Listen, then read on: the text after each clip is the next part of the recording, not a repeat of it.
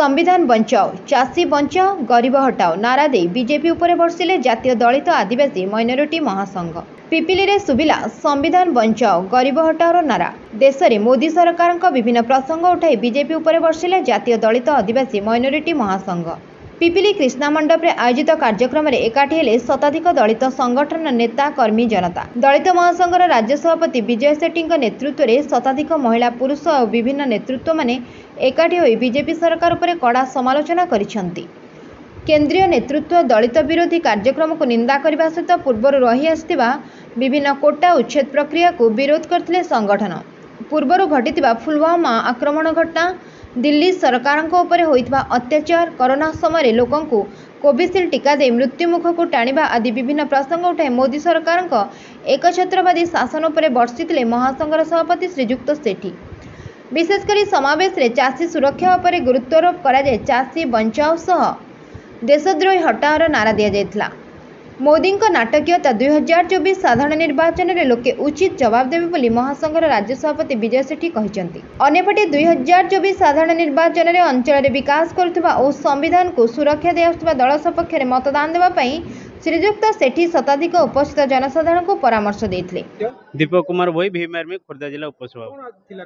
देखो आज जो आलोचना चक्र थिला संविधान बचाओ चाषी बचाओ गरीब बचाओ ये जो गणतंत्र पर्व आगू 25 तारिख जो भोट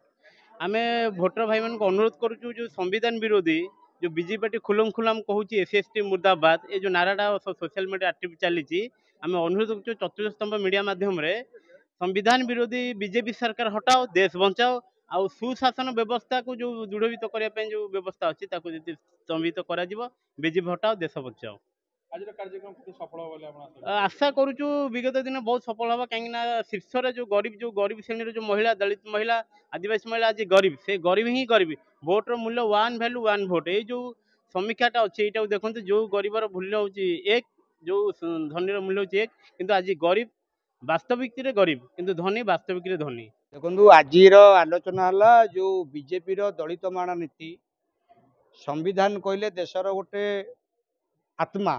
आत्मा को ध्वंस करिवार जो चक्रांत एवं गरीबों को मारणा नीति एवं जो चाषी माने आंदोलन करते दिल्ली रे तांको उपरे गाड़ी चढ़ेवा एवं ए कथा उपरे आजिर आलोचना चक्र संविधान बचाओ गरीब बचाओ चाषी बचाओ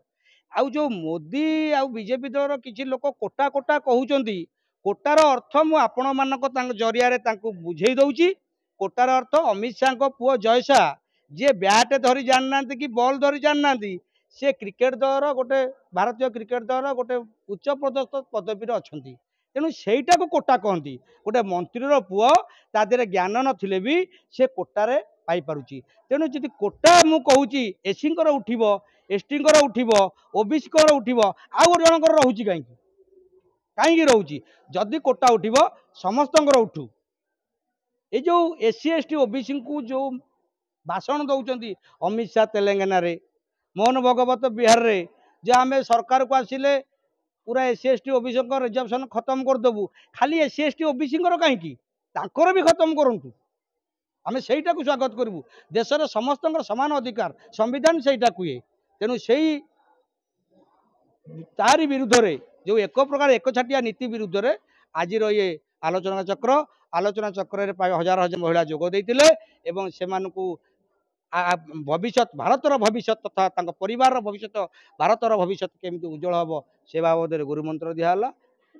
आंदोलन आम भावुँ निश्चित भाव में सफल। गुरुमंत्र देले जे दली गरीब पेट को नात मारुची जे ता पुअर ज्ञान न थी से इंडिया क्रिकेट टीम रो गोटे उच्च पदस्थ ऑफिसर रही पारुची बा पदस्थ अधिकारी रही पारुची एवं संविधान उठेबार योजना चली 50% संविधान को डैमेज कर सारे तेणु ए दल रहिबो तो एठी गरीब लोक रहिबे नाही तेणु गरीब पेट को बाट मारणा जो मारणा नीति तांकर ए बाबद केमिति न हबो ए सरकार को सारा ओडिशा रु नुहे भारत रु हटेया पई हमर गरीब लोकन को गुरुमंत्र दिया। Bureau report Ekamra news agency.